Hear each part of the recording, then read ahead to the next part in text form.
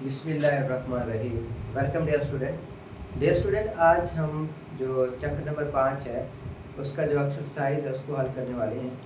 अच्छा, तो सबसे पहली जो एमसीक्यूज है यहाँ पर कि एमसीक्यूज में कहता है कि the following reaction is an exothermic reaction. ये एक रिएक्शन दिया गया है। अच्छा, आप ऐसा करें, आप किताब अपने पास रख लें ताकि जो हम यहाँ पे एमसीक्यूज पढ़ेंगे तो आप लोग जो है उसको निशान लगा सकें। तो कहता है कि इनमें से कौन सा ऐसा रिएक्शन है जो कि एक्सोथर्मिक रिएक्शंस की मिसाल है। हमारे पास जो रिएक्शन दिया गया वो है H2 प्लस Cl। ठीक है, ये वाला रिएक्शन है H2 प्लस Cl2। तो ये सनलाइट की मौजूदगी में, सूरज की रोशनी में, ठीक है, ये तब्दील हो रहा है 2HCl। ठीक है, तो कहते हैं इस रिएक्शंस के अंदर क्या कह रहा है कि ये एक एक्सोथर्मिक रिएक्शन है। From where does the energy come to break the bonds of H2 and chlorine? कहते हैं कि ये जो H2 के अंदर जो इनके दरमियान आपस में जो बॉन्ड है इसके लिए, और क्लोरीन के दरमियान जो बॉन्ड्स पाया जाता है, इन बॉन्ड्स को तोड़ने के लिए, ब्रेक डाउन करने के लिए कहाँ से एनर्जी आती है।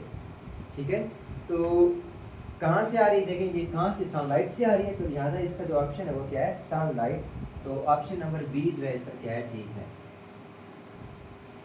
अच्छा, इसके बाद आगे कहता है कि which of the following reaction has the least value of activation energy. कि इनमें से एक ऐसा रिएक्शन है जिसकी जो एनर्जी है वो सबसे कम पाई जाती है, सबसे कम है। ठीक है, पहला है H2 और O2 है। ये वाला जो ऑप्शन ये ठीक नहीं बन रहा क्योंकि इसमें जो एक्टिवेशन एनर्जी होती है इनकी ज़्यादा पाई जाती है।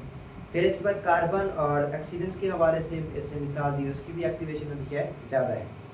तो उसके बाद है सोडियम क्लोराइड और हमारे पास जो है silver nitrate, NaCl plus silver nitrate. ये एक ऐसा रिएक्शन है कि इस रिएक्शन के अंदर जो Na, ठीक है, Na और इस रिएक्शन में जो बनने वाला है NaNO3, ठीक है, sodium nitrate plus silver chloride. तो ये एक ऐसा रिएक्शन है जिसके अंदर जो एनर्जी है वो सबसे कम एक्टिवेशन एनर्जी। जब आप इसको मिलाएंगे ना, सोडियम क्लोराइड्स को और सिल्वर नाइट्रेट को, जब इनको आपस में हम लोग रिएक्ट करवाते हैं तो ये तेज़ी के साथ, स्पीड के साथ रिएक्ट करते हैं।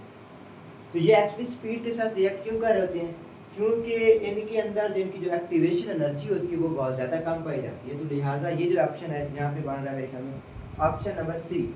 तो ऑप्शन नंबर जो सी है वो सबसे ज़्यादा एक्यूरेट है। उसके बाद तीसरी एमसीक्यूज है हमारे पास, कहते हैं कि formation of which hydrogen halide from the element is an endothermic reaction.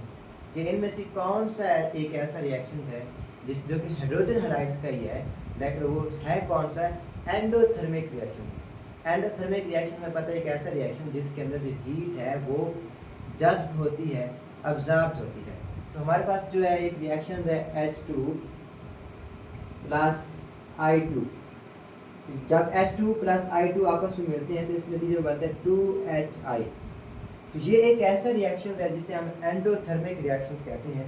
तो यहाँ पर जो डी ऑप्शन दिया गया है वो क्या है, यहाँ पे ठीक है, डी ऑप्शन।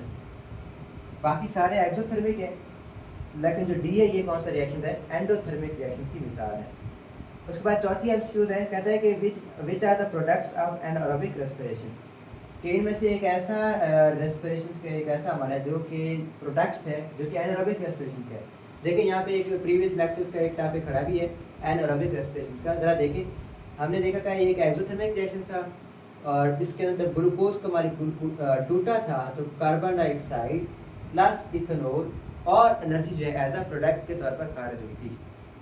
तो यहाँ पे जो ऑप्शन बन रहा था, यहाँ पे जो है प्लस के साथ साथ यहाँ पे हाइड्रोजन्स के मॉलिक्यूल्स भी होंगे जो रिलीज होंगे वाटर के साथ, हाइड्रोजन्स इनके वाटर के मॉलिक्यूल भी होगा। तो जो ऑप्शन नंबर यहाँ पे बना इथेनॉल, ठीक हो गया, प्लस वाटर का मॉलिक्यूल्स जो यहाँ पे रिलीज होगा। तो ऑप्शन नंबर डी जो है वो भी क्या हो गया, यहाँ पे ठीक होगा। अच्छा, उसके बाद पांचवी एमसीक्यूज है, कहता है कि which reaction do not expect to be a reversible reaction. कौन सा ऐसा रिएक्शन है जिससे आप कभी भी रिवर्सिबल रिएक्शन एक्सपेक्ट नहीं कर सकते।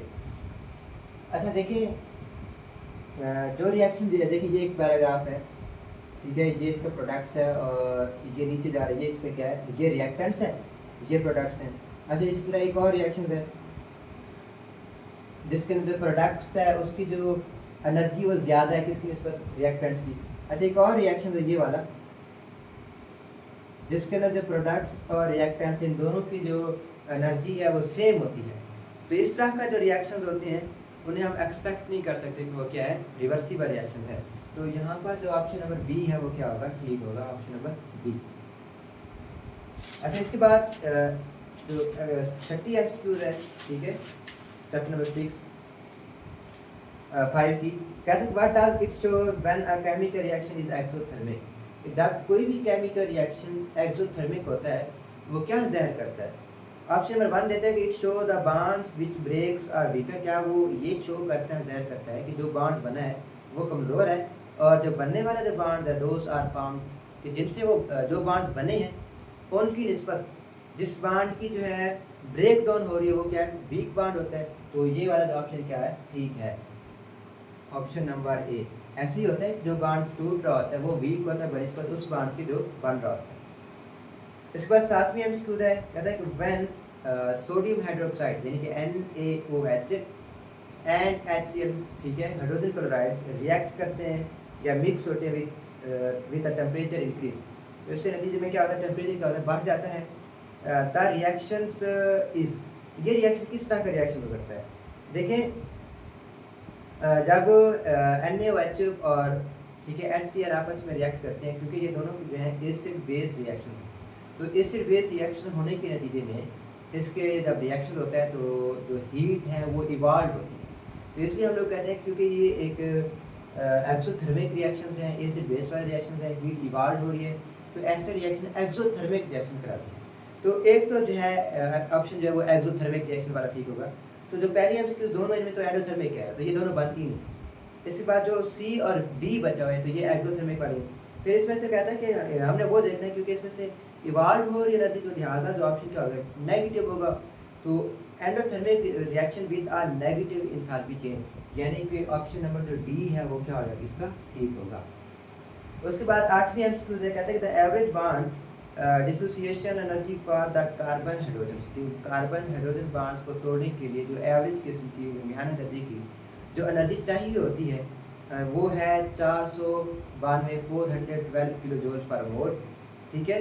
उसके बाद कहते हैं कि which of the following process will have enthalpy change close to 412 kilo joule per mole. कहते हैं कि इनमें से एक ऐसा रिएक्शन आगे दिया जा रहा है जिसकी जो एनर्जी है वो तकरीबन जो है 412 किलो जूल पर मोल्स के करीब है। तो वो कौन सा ऐसा रिएक्शन है, आप उसको आइडेंटिफाई करें। तो हमारे पास जो ऑप्शन नंबर जो यहाँ पर दिया गया है इसमें मीथेन के वास्ते इसने बताया कि CH4 जब ये रिएक्ट करते हैं तो CH3 प्लस हाइड्रोजन, तो ये गैस खारिज होती है, ठीक है। तो ये वाला जो रिएक्शन है ये वाला एक्यूरेट है, तो ये ऑप्शन बन रहा है हमारे पास डी, ठीक है। तो डी ऑप्शन इसका भी क्या है, ठीक है। अच्छा, उसके बाद 9वीं एमसीक्यू है हमारे पास, कहता है कि the average bond energy for oxygen ये ऑक्सीजन्स और फिर इसके ऑक्सीजन के दरमियान सिंगल बॉन्ड है, ठीक है, ऑक्सीजन के दरमियान सिंगल बॉन्ड है। इसी तरह एक और ऑक्सीजन उन दोनों के दरमियान डबल बॉन्ड पाया जाता है। तो ऑक्सीजन सिंगल बॉन्ड के दरमियान और ऑक्सीजन डबल्स के बॉन्ड्स के दरमियान जो है एनर्जी जो है रिस्पेक्टिवली है 146 and 496 kilo joule per mole energy है। Find the enthalpy in kilo joule for the following reactions, के नीचे फिर एक रिएक्शन दिया गया है, तो कह रहा है कि इस रिएक्शन के अंदर जो आप लोगों ने फाइंड करना है कि एंथैल्पी क्या आ रही है। तो जब हम इस रिएक्शन की बात करते हैं तो तकरीबन डिवाइड करेंगे, अगर हाफ करते हैं तो ये तकरीबन जो 496 किलो जूल एनर्जी तकरीबन बन रही है 248, ठीक है, 496 है। तो जब इसकी हम हाफ करते हैं तो ये तकरीबन आ जाता है 248, ठीक है। तो लगभग जो 248 है, अगर हम इसकी एनर्जी को देखें तो हमारे पास यहाँ पर -102 किलो जूल पर मोल जो एनर्जी, ये वाला क्या ऑप्शन, ठीक है, ये तकरीबन बन रहा है हमारे पास ए ऑप्शन, ठीक है। तो 9th का जो है ए ऑप्शन क्या है, ठीक है। उसके बाद 10th एमसीक्यू पर आ जाए, कहते हैं कि why does the following exothermic reaction are not occur, इनमें से कौन सा या ये जो एक्सोथर्मिक रिएक्शन जिसमें डायमंड और ग्रेफाइट बने तो ये क्यों नहीं वकूफ़ पज़ीर होता है, इसकी क्या वजह हो सकती है, वो आपसे ये पूछना चाहते हैं कि why does the chemical reaction of the following does not take place, कि डायमंड जो है कार्बन का बना होता है और डायमंड तब्दील भी हो जाता है ग्रेफाइट के अंदर। ग्रेफाइट ये जो आप सिक्का इस्तेमाल करते हैं लेड पेंसिल के अंदर, उसमें मौजूद होता है। तो इसमें जो एंथैल्पी चेंज है वो -3 किलो जूल पर मोल है। तो इसकी जो वजह है, कहते हैं the change from diamond to graphite has high activation energy. वजह क्या होती है बच्चे कि जो डायमंड है, बेशक डायमंड भी कार्बन का बना हुआ है, ग्रेफाइट जो कच्ची पेंसिल होती है लेड पेंसिल, वो भी किसकी बनी हुई है, कार्बन की बनी हुई है। लेकिन कभी जो है डायमंड वो कार्बन में तब्दील नहीं होती। वजह यह है कि डायमंड की जो एक्टिवेशन एनर्जी वो हाईएस्ट होती है, बहुत ज़्यादा एक्टिवेशन एनर्जी चाहिए होती है। तो ये वजह है कि वो किस ग्रेफाइट में तब्दील नहीं होता डायमंड। तो इसका जो ऑप्शन है यहाँ पे सी ऑप्शन जो है यहाँ पे क्या है, ठीक है। तो ये आज का हमारा टॉपिक था। हमें काफ़ी का आपको समझ आ चुकी होगी। मज़ीद अगर कोई सवाल है तो आप लोग जो है कमेंट सेक्शन में पूछ सकते हैं। तब तक जो है आपको बेस्ट ऑफ लक। अल्लाह हाफ़िज़।